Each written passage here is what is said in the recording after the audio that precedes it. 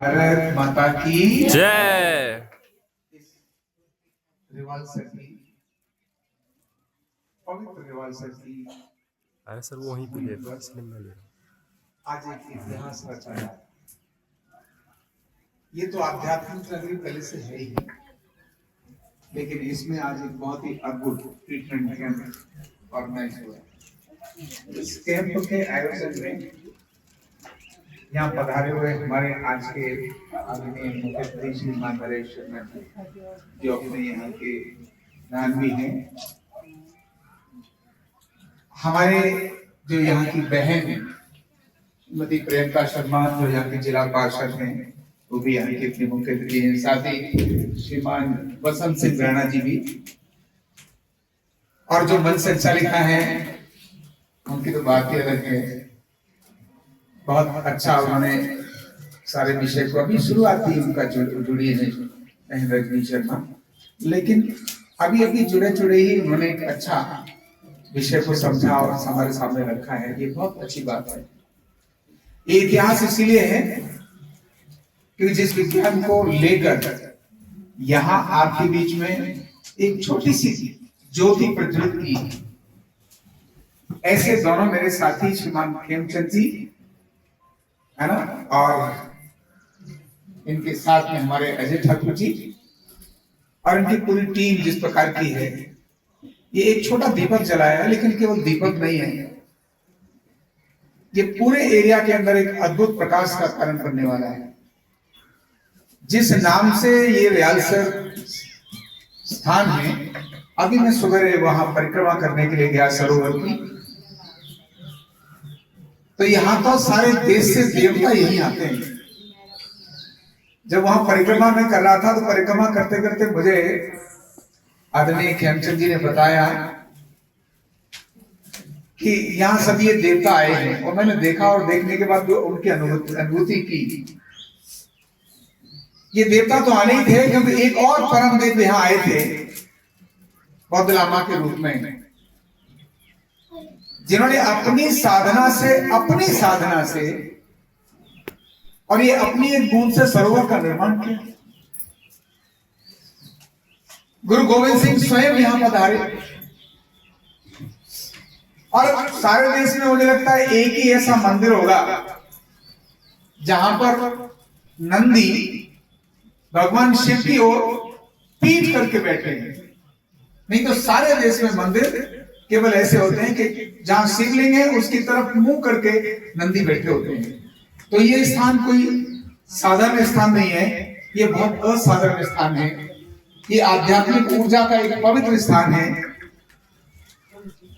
और ऐसे स्थान पर आज ये भगवान शिव की चिकित्सा, अर्धनारीश्वर चिकित्सा, जिसको हम अंग्रेजी में वेलनेस न्यूरोथेरेपी के रूप में भी जानते हैं, ये हिमाचल की इस पवित्र धरती पर एक वर्ष पूरा कर रही है, और आज का दिन बैसाखी का दिन भी है।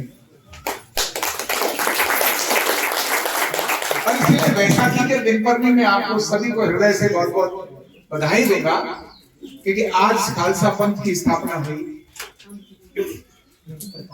पूज्य गुरुदेव गुरु गोविंद सिंह जी ने जब समाज की स्थिति को देखा और लगा कि शक्ति का विकेंद्रीकरण होना चाहिए, विकेंद्रीकरण मतलब समाज के लोग समाज की रक्षा के लिए खड़े होने चाहिए, तो पंच प्यारों की उन्होंने आज प्रारंभ किया। एक ऐसी अद्भुत शक्ति जो संत भी और सिपाही भी, जो संत भी है और सिपाही भी है, जब आवश्यकता पड़ती है तो शस्त्र भी अपने हाथ में धारण करता है, नहीं तो हरि नाम के अंदर मस्त रहता है। ऐसी एक श्रेष्ठ परंपरा की शुरुआत उन्होंने करी, और आज ही अंबेडकर जयंती भी है, वो भी हमारे स्मरण का विषय है कि देश के अंदर एक सामान्य सेंटेंस अगर मैं बोलूं कि ज्ञान और गरीबी पर किसी जाति का अधिकार नहीं होता। ज्ञान किसी जाति का अधिकार नहीं है, गरीबी पर भी जाति का अधिकार नहीं है। जो पढ़ेगा वो श्रेष्ठ बन सकता है। इतिहास भरा पड़ा है ऐसे अनेक संतों से, ऐसे अनेक हरि भक्तों से, सबरी भी उसी में से एक थी कि भगवान राम को उनके द्वार पर आना पड़ा। और स्वयं तुलसीदास, वाल्मीकि जी, ऐसे श्रेष्ठ परंपरा, अनेक सारी परंपरा महर्षि वाल्मीकि जी की भी है कि जिनके लिखे हुए ज्ञान के कारण से आज हम राम का नाम स्मरण करते हैं, वाल्मीकि रामायण। ऐसी श्रेष्ठ परंपरा भारत की रही है। ऐसी ये पवित्र धरती है, यहाँ पर अर्धनारीश्वर चिकित्सा, जिसके बारे में आज हमारा एक बड़ा कैंप भी ऑर्गेनाइज हो रहा है ना। तो आप सभी को अंदर से बहुत बधाई। आज का दिन ऐसा शुभ और पवित्र है, तो अब आपको ये भी जानना जरूरी है कि आखिर ये विज्ञान, जिस विज्ञान के बारे में, अर्धनारीश्वर चिकित्सा के बारे में हम जो कह रहे हैं, उस अर्धनारीश्वर चिकित्सा का आखिर अर्थ क्या है? अर्धनारीश्वर चिकित्सा यानी है क्या? ये जो आप ट्रीटमेंट लेने वाले हैं, अभी मेरी बहन यहाँ ही बता रही थी कि लोग कम जानते हैं। हर एक चीज को जानने के लिए ये जो यहाँ दुनिया के लोग यात्रा करने के लिए आते हैं, जब ये प्रथम सरोवर सिद्ध महात्मा के कारण से यहाँ पर शुरू हुआ, तब कितने लोग जानते थे? नहीं जानते थे। आज तो इस एरिया के पूरे हिमाचल के देवता वहीं पर पधारे हैं, सारे देवता वहां पधारे हैं। तो ये छोटी बात नहीं, बड़ी बात है। शुरुआत कहीं से भी होती है और छोटी होती है। गंगोत्री भी, अगर गंगा जी को देखें तो मैदान में बहुत चौड़ी है, लेकिन गंगोत्री पर जाके देखें तो बहुत छोटी है। प्रारंभ शुरुआत कहीं से होती है। तो हम, मेरे जो दोनों साथी हैं, अजय ठाकुर जी और खेमचंद जी, इन दोनों ने यहाँ एक अच्छी शुरुआत की है, और उनके कारण अनेक सारे लोगों को सिखाया गया। तो मैं भी आपको इस विज्ञान की बात करूंगा, आखिर ये विज्ञान है क्या, और आज ये विज्ञान आपके ही नहीं, अपने घर घर की बीमारियों के समाधान का कारण कैसे बन सकता है, इसके लिए मैं इन्हीं एक व्यक्ति को बुलाऊंगा। आप आ जाएंगे, इधर आ जाओ मेरे पास। मैं केवल इनके माध्यम से सबको दिखाना चाहूंगा कि आखिर हम करते क्या है। ये पैथी ऐसी क्या है कि आने वाला व्यक्ति पैरालिसिस से पीड़ित है, बायां अंग उसका कंप्लीट डैमेज है, लेकिन अचानक हमारे एक थेरेपिस्ट ने कुछ किया और वो ठीक हो गया। किसी के घुटने बहुत दर्द कर रहे थे, ऐसा क्या किया कि उसके घुटने ठीक हो गए, रिप्लेसमेंट की जरूरत नहीं। किसी को बहुत gas, acidity, migraine, depression, asthma, arthritis, anxiety, Alzheimer जैसी बीमारियां, महिलाओं को पीसीओडी जैसी बीमारियां, यूटेरिन सिस्ट की बीमारी, यानी कॉमन बीमारी, केवल उम्र के कारण से नहीं, केवल उम्र के कारण नहीं, इन जनरल में जो बीमारी आती है, उस बीमारी को कैसे जांचते हैं और कैसे ठीक कर देते हैं। ये छोटा सा विज्ञान है, सामान्य विज्ञान नहीं है, ये बहुत अद्भुत विज्ञान है, भगवान शिव का दिया हुआ विज्ञान है, इसीलिए इसका नाम अर्धनारीश्वर चिकित्सा है। अब क्या करते हैं और कैसे करते हैं, ये आपको इसमें थोड़ा समझना है। आखिर कैसे आपके घुटने ठीक कर देते हैं, पैरालिसिस ठीक कर देते हैं, जो दवाई नहीं कर पाती, जो इंजेक्शन नहीं कर पाता, आखिर ये कैसे ठीक कर देते हैं, ये जानना चाहेंगे? नहीं जानना चाहेंगे? जानना चाहेंगे? बिल्कुल। तो मैं आपको बताता हूँ, ये तो पूरा शरीर है ना, वो किन चीजों का मिलकर बना है। बाहर देखें तो हड्डियां और मांस है, भाई हड्डियां और मांस, और अंदर अगर देखें इसके अंदर, तो अंदर कुछ केमिकल है, रसायन है, जैसे हार्मोन है, डाइजेस्टिव एंजाइम्स है, इसको रस बोलते हैं हम, रस। फिर रक्त बोलते हैं, तो उसमें घूमने वाला रक्त मसल्स नहीं है, हड्डी नहीं है, रक्त है। एंजाइम्स भी हड्डी और मसल्स नहीं है, वो तो एंजाइम केमिकल है। तो ऐसे अंदर जो केमिकल घूमते हैं, और ये जो ढांचा है, ये सारा दो भाग में विभाजित है, जैसे भगवान शिव का था, बायां अलग और दायां अलग। ढांचे में मसल्स और बोन है। जब भी ये ढांचा संतुलित नहीं होगा, डिसबैलेंस होगा, तो बीमारी आ जाएगी। अब जैसे मैं इन्हीं को बता रहा हूं, जरा ये बताओ, इनका कौन सा कंधा ऊंचा, कौन सा कंधा नीचा है, बता सकते हो? वो ये कंधा ऊंचा नीचा है, गर्दन सीधी है, थोड़ी टेढ़ी है, बताओ, थोड़ी टेढ़ी है, गर्दन थोड़ी टेढ़ी है। अब ऐसे हिलाना मत, हाथ ऐसे रखना, ढीला छोड़ दो। अब आप देखिए इन दोनों बाजुओं के बीच में अंतर, इधर डाला और इधर डाला, कुछ अंतर नजर आ रहा है? तो इनकी बॉडी को अगर आप बारीकी से देखोगे तो थोड़ी सी टेढ़ी होगी। घर बनाते हैं ना, घर, थोड़ी सी दीवार टेढ़ी कर दो शुरुआत से ही, क्या लगता है वो मजबूत होगा या गिर जाएगा? बताओ, गिर जाएगा। थोड़ा सा टेढ़ा करते ही गिर जाएगा। जब थोड़ा टेढ़ा शरीर होता है वही अंदर मसल्स को और बाकी चीजों को खराब करता है। तो पहले ढांचा, ये बैलेंस अगर नहीं है तब बीमारी आई। तो अब बड़ी बड़ी बीमारी आती है, कारण छोड़ा होता है। जैसे गाड़ी चलती है, कार चलाते हैं तो कार के 4 पहिए होते हैं, उस 4 पहिए का थोड़ा बैलेंस कभी कभी बिगड़ जाता है, इसको व्हील बैलेंस बोलते हैं ना, व्हील बैलेंस बिगड़ गया। जैसे ही थोड़ा व्हील बैलेंस बिगड़ जाता है तो गाड़ी जो डिवाइडर से टकराती है, एक तरफ टकराती है, और डिवाइडर से टकराती है क्योंकि थोड़ा सा व्हील इम्बैलेंस हो गया, टकराई। वो जो तराजू होती है ना, तराजू तराजू तराजू है ना, जिसमें सामान तोलते हैं, क्या बोलते हैं उसको यहाँ? तकड़ी। अब उसको जब ऐसे तोलते हैं, तराजू में उसका कांटा ऐसे होता है, अगर वो थोड़ा सा उसको हिला दिया जाए तो कितना वजन का अंतर पड़ जाएगा? पड़ जाएगा, नहीं पड़ जाएगा? शरीर भी ऐसा ही है, जो बाएं हैं, जो दाएं हैं वो बाएं हैं। इधर कान है तो इधर भी कान है, इधर गाल है तो इधर भी गाल है, बाईं आंख है तो दाईं आंख है, बायां कंधा, बायां कंधा तो दायां कंधा भी है, बाईं टांग है तो दाईं टांग भी है, बाईं छाती भी है तो दाईं छाती भी है। अब अगर बीच में देखें तो वो एक है। नाक एक है या 2 है? एक है। क्यों, कहां पर है? बीच में। मुंह एक है कि 2 है? क्योंकि बीच में है। यहां से लेकर यहां तक जो बीच में है वो एक है, जो दाएं बाएं हैं वो 2 है। जब ये दाएं और बाएं का संतुलन बिगड़ जाता है तभी बीमारी आती है। और ये बात हर एक आदमी जानता है। एक बात सब जानते हैं, क्योंकि नाभि बीच में है ना, पूरे शरीर के बीच में क्या है? बीच में, इसलिए एक है। जब ये थोड़ी नाभि हिल जाती है ना, थोड़ी सी डिग जाए, गैस लाएगी, एसिडिटी लाएगी, कॉन्स्टिपेशन लाएगी, स्ट्रेस लाएगी, डिप्रेशन लाएगी, घुटना दर्द लाएगी, कमर, क्योंकि गैस बनी ना, नाभि गड़बड़ हुई, गैस बनी। अब अगर गैस ऊपर आई, सिर में चढ़ी तो माइग्रेन, गैस अगर नीचे गई, घुटनों में गई तो घुटना दर्द, गैस अगर कमर में अड़ गई तो कमर दर्द। दर्द कमर का कारण क्या है? गैस।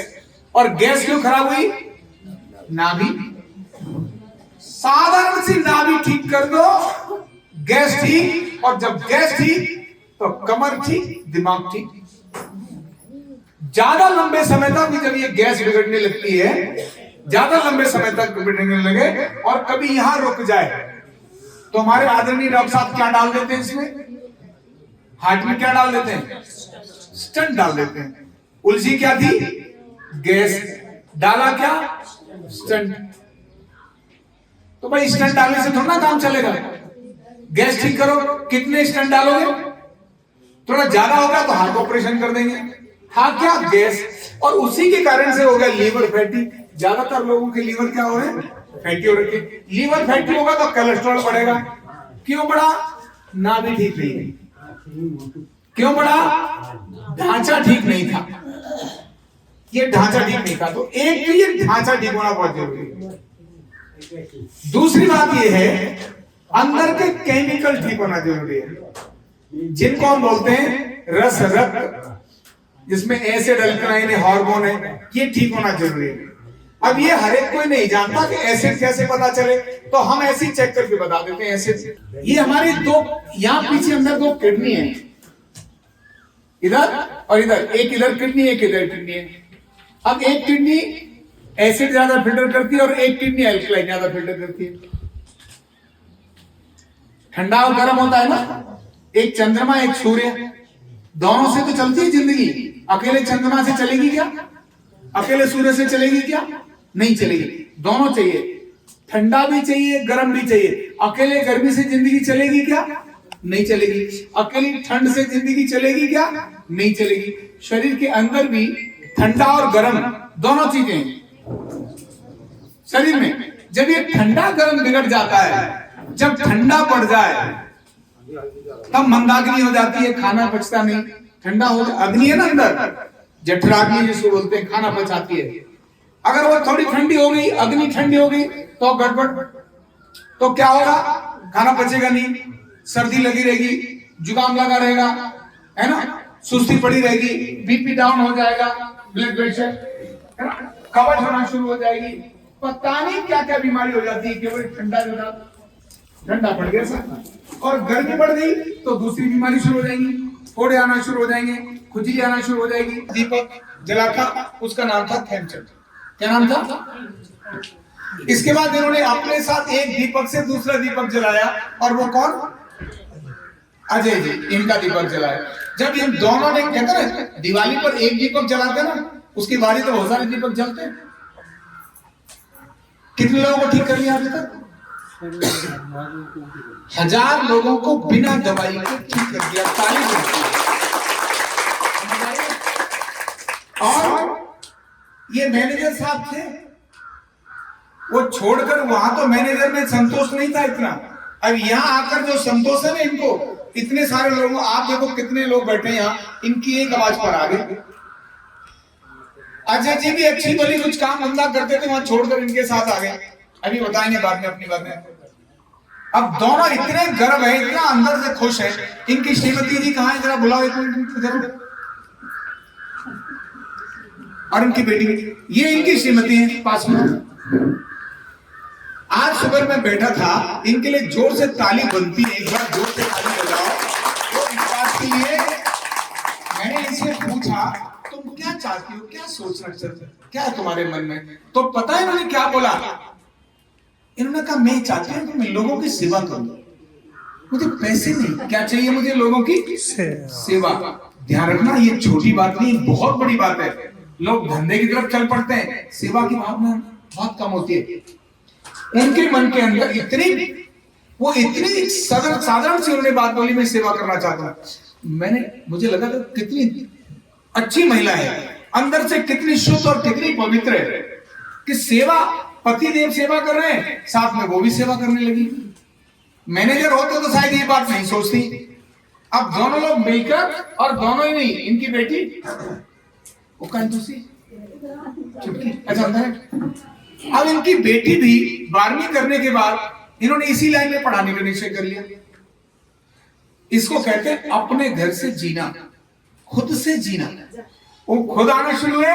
अब ये हमारी भविष्य की डॉक्टर है ना? ये पूरी लाइन, ये सब लोग, आप ध्यान, ये सारे अपने इस रियाल सर की एक बहुत बड़ी शान है, जो हजारों लोगों के घुटने, कमर, कंधे, गर्दन, जिसके कारण से वो चलना फिरना मुश्किल हो रहा है। एक किसी को घुटना दर्द आता है, जिंदगी खराब हो जाती है।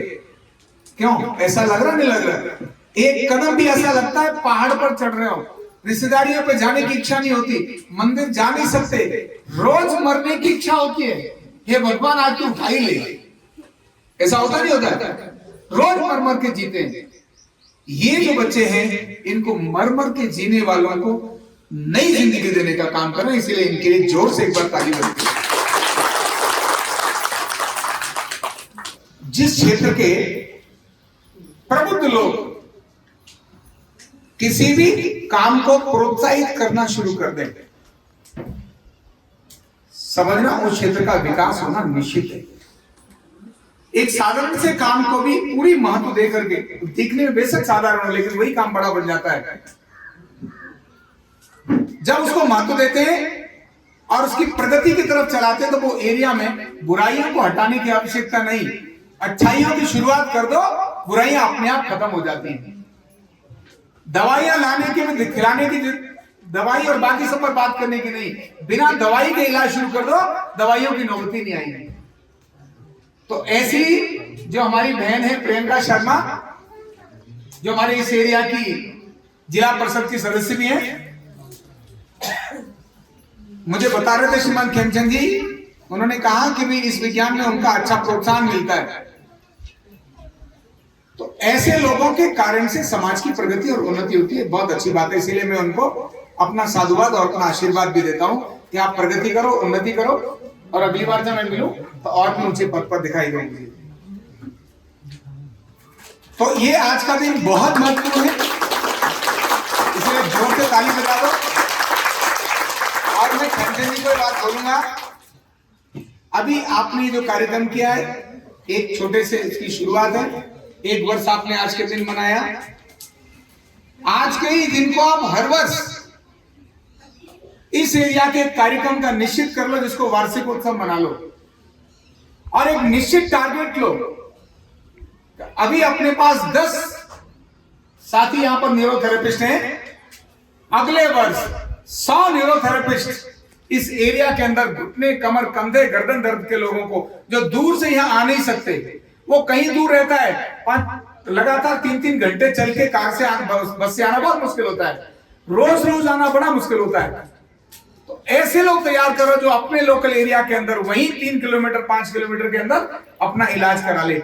ऐसे 100 लोगों की टीम बनाकर हमारी बहन प्रियंका शर्मा के साथ, और साथ में अब वो तो आपकी टीम की मेंबर हो गई है रजनी जी, और भी बाकी सारे लोग, अपने श्रीमान नरेश जी भी, सबके साथ मिलकर अगले साल इसी मैदान के अंदर 100 थेरेपिस्ट एक साथ ट्रीटमेंट देने वाले बने एक साथ, और 100 थेरेपिस्ट 1000 पेशेंट्स का केवल 3 घंटे के अंदर इलाज करके दिखाएं। ऐसा हर वक्त एक अभियान अपने मन के अंदर निश्चित करो। मेरी आशीर्वाद, मेरी शुभकामनाएं आपके सदैव साथ हैं। आप बहुत अच्छा काम कर रहे हैं और ऐसा ही करते रहें, सबको निरोगी बनाएं। इससे बढ़िया कोई पुण्य नहीं हो सकता। पैसा देना, खाना खिलाना, ये भी अच्छी बात है, मंदिर में दान देना भी अच्छी बात है, लेकिन किसी के बीमारी के कारण से उदास चेहरे को, निराश चेहरे को फिर से खुशी से भर देना, उसकी जिंदगी में फिर से आशा की किरण भर देना, ये सबसे बड़ा पुण्य का काम है। तो आप सब भी यहाँ पर पधारे हैं, आप सबको भी मेरा नमन, प्रणाम और सभी को आशीर्वाद। बहुत बहुत धन्यवाद।